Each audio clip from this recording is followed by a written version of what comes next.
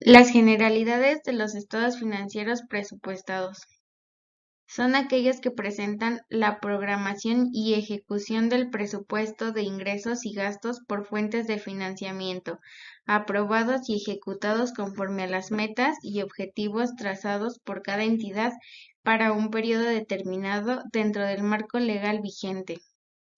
Los estados presupuestados son, por tanto, de importancia primordial para dar una solidez a los planes financieros de la empresa para el año siguiente. Preparar un estado de resultado proyectando usando tanto el método del porcentaje de ventas como la división de los costos y gastos en sus componentes fijos y variables. Los estados financieros proyectados, también conocidos como proforma, son estimaciones que acompañan a un presupuesto. El estado financiero se basa en cálculos de transacciones que aún no se han elaborado y que son realizados a una fecha o un periodo futuro.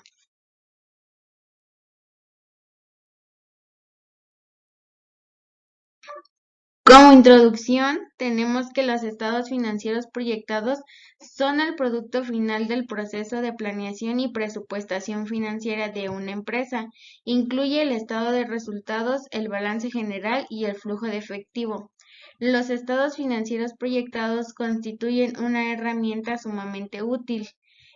En forma interna, permiten a la administración visualizar de manera cuantitativa el resultado de la ejecución de sus planes y prever situaciones que pueden presentarse a futuro. Y en forma externa, sirven de base para tomar decisiones.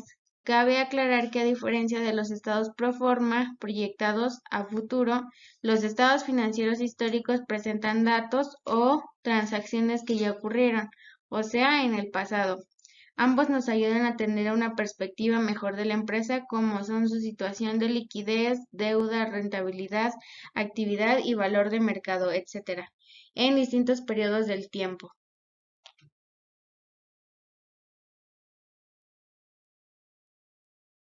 Estados financieros también muestran los resultados del manejo de los recursos encomendados a la administración de la entidad, por lo que para satisfacer ese objetivo deben proveer información sobre la evolución de los activos, los pasivos, el capital contable, los ingresos y costos o gastos, los cambios en el capital contable o el patrimonio contable y los flujos de efectivo o, en su caso, los cambios en la situación financiera.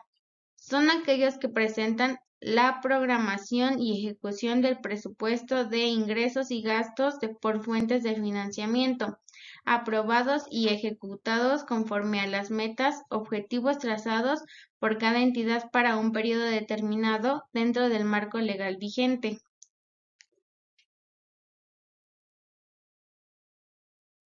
Como estados de situación financiera en base a parámetros. El estado de situación financiera muestra la posición financiera esperada al final del periodo pronosticado.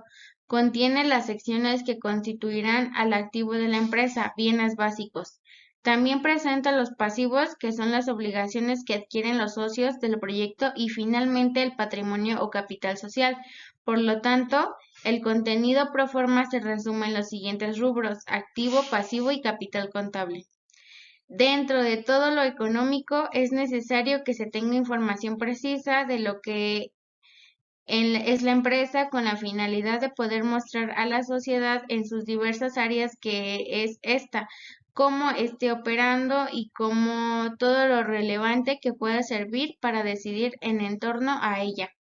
Para esto se necesita información concreta y correcta para saber qué decisiones se pueden tomar para aprovechar o evitar futuros acontecimientos que puedan existir en un corto a largo plazo. Esta información la va a encontrar en documentos contables, como son los estados financieros en base a los presupuestos que cada departamento de la entidad proporcione, reflejado en valores, y estos estados financieros son proyectados en base a parámetros. En un estado financiero proyectado debe ser una fecha o periodo futuro basado en cálculos estimados de transacciones que aún no se han realizado. En este estado estimado, que acompaña frecuentemente a un presupuesto o estado pro forma. Estados de resultado integral. Los estados financieros proyectados se realizan cuando se quiere conocer el impacto que tiene en transacciones importantes que pueden realizarse después de la fecha de los estados financieros.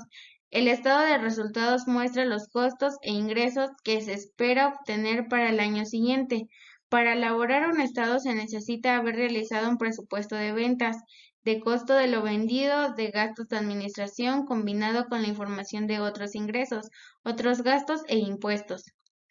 Este estado financiero básico está enfocado en la parte operativa de una empresa, ya que en él están plasmados los ingresos, costos y gastos que se generan al estar operando día a día. El estado de resultados integral es emitido por las entidades lucrativas y está integrado básicamente por los siguientes elementos: ingresos, costos y gastos, utilidad o pérdida neta y otros resultados integrales y resultado integral. Como ingreso, tenemos que un ingreso es el incremento de los activos o decremento de los pasivos de una entidad durante un periodo contable con un impacto favorable en la utilidad o pérdida neta. Como costos y gastos, tenemos que el costo y el gasto son decrementos de los activos o incrementos de los pasivos de una entidad durante un periodo contable con la intención de generar ingresos y con un impacto desfavorable en la utilidad o pérdida neta. Utilidad o pérdida neta. La utilidad o pérdida neta es el valor residual de los ingresos de una entidad lucrativa después de haber disminuido sus costos y gastos relativos reconocidos en el estado de resultado integral, siempre que estos últimos sean menores a dichos ingresos durante un periodo contable.